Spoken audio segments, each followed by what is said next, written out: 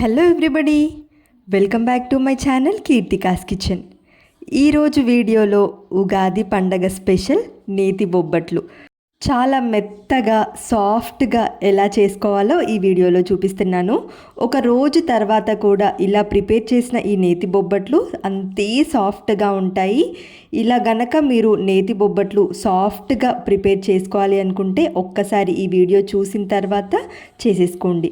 ఇక లేట్ చేయకుండా ప్రాసెస్ కోసం ముందుగా ఒక పెద్దపాటి బౌల్ తీసుకొని ఇందులో 1 కప్పు మైదా పిండి తీసుకోవాలి. ఇందులోనే మంచి కలర్ కోసం చిటికెడు పసుపు వేసుకోవాలి. అదేవిధంగా చిటికెడు ఉప్పు వేసేసుకొని ఇక ఈ పసుపు ఉప్పు అంతా కూడా పిండిలో కలిసే విధంగా చక్కగా ఒకసారి కలుపుకోవాలి. మీరు ఈ ప్లేస్లో గోధుమ పిండితో కూడా చేసుకోవచ్చు, కానీ మైదా పిండితో చేశారనుకోండి అసలైన నేతి బొబ్బట్టు టేస్ట్ వస్తుంది. సో అందుకే ఇక్కడ మైదా పిండితో చూపించాను.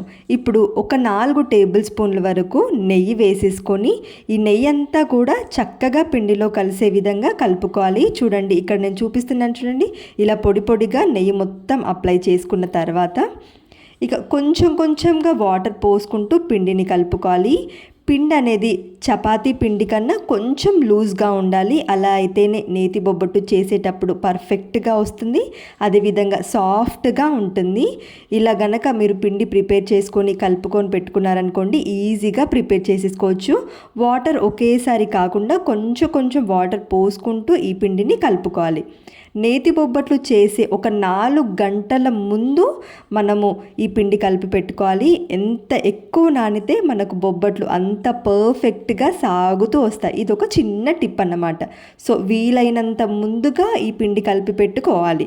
ఇక నెయ్యి అప్లై చేసేసుకొని చక్కగా బౌల్ పెట్టేసి ఒక 4 గంటల పాటు నానపెట్టుకోవాలి.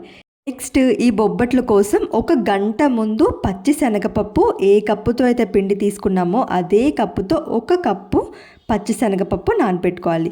ఈ పప్పు త్వరగానే నానిపోతుంది కాబట్టి 1 గంట ముందు నానపెట్టుకుంటే సరిపోతుంది. ఇక ఇలా నానపెట్టుకున్న పప్పుని ప్రెషర్ కుక్కర్లో వేసేసుకొని దీంట్లో వాటర్ పోసుకోవాలి. అన్నీ కూడా ఒకే కప్పు మెజర్మెంట్స్తో ఈ వాటర్ కన్సిస్టెన్సీ కూడా తీసుకోవాలి. 1 కప్పు పప్పుకి 2 కప్పుల వాటర్ అయితే పర్ఫెక్ట్ కన్సిస్టెన్సీ అన్నమాట. ఇక ఇప్పుడు ప్రెషర్ కుక్కర్ మూత పెట్టేసి 3 విజిల్స్ వచ్చేంత వరకు ఉడికించుకున్నారనుకోండి, చూడండి ఇలా సాఫ్ట్గా ఉడికిపోతుంది.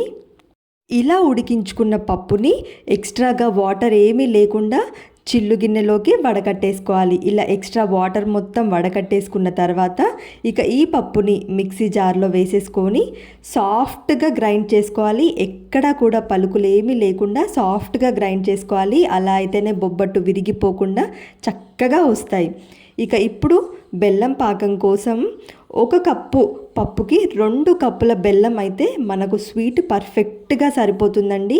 అలా అయితేనే మనకు పిండి పైన లేయర్ కూడా చప్పగా లేకుండా పర్ఫెక్ట్ కన్సిస్టెన్సీ. కొన్ని వాటర్ పోసి బెల్లం పూర్తిగా కరిగిన తర్వాత ఇందులోనే మనం సాఫ్ట్గా గ్రైండ్ చేసుకున్న ఈ శనగపప్పు పూర్ణం మిశ్రమం కూడా ఇందులో వేసేసి చక్కగా ఇంకా కలుపుతూ ఉడికించుకోవాలి. మధ్య మధ్యలో కలుపుతూ అస్సలు అడుగంటకుండా లో టు మీడియం ఫ్లేమ్లో పెట్టుకొని దగ్గరగా అయ్యేంత వరకు ఉడికించుకోవాలి. నేను ఇక్కడ చూపిస్తున్నాను చూడండి, వాటర్ కన్సిస్టెన్సీ అనేది ఏమీ లేకుండా ఈ పూర్ణం పర్ఫెక్ట్గా చక్కగా దగ్గరికి వచ్చేంత వరకు ఉడికించుకోవాలి. మధ్య మధ్యలో ఒక్కొక్క స్పూన్ నెయ్యి వేసుకుంటూ పూర్తిగా ఒక 2 నుంచి 3 టేబుల్ స్పూన్లు నెయ్యి వేసుకున్నారనుకోండి పూర్ణం చేసేటప్పుడు కూడా చేతికి అంటుకోకుండా ఉంటుంది. ఇలా దగ్గరగా అయిన పూర్ణాన్ని ఇంకా ఫ్లేమ్ ఆఫ్ చేసేసి పూర్తిగా చల్లారిన తర్వాత మొత్తం రౌండ్ బాల్స్గా చిన్న చిన్న రౌండ్ బాల్స్గా చుట్టి ఒక ప్లేట్లో పెట్టేసుకోవాలి.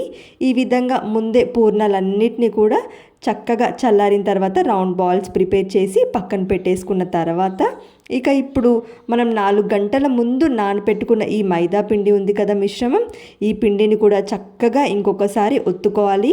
ఇలా పిండి ఎంత బాగా ఒత్తుకుంటే మనకు బొబ్బట్లు అంత సాఫ్ట్గా వస్తాయి. ఇది పక్కాగా గుర్తుపెట్టుకోండి. ఇక ఇప్పుడు బొబ్బట్లు చేయడం కోసం ఏదైనా ఒక పాలిథిన్ కవర్ తీసేసుకొని నెయ్యి అప్లై చేసేసుకోవాలి.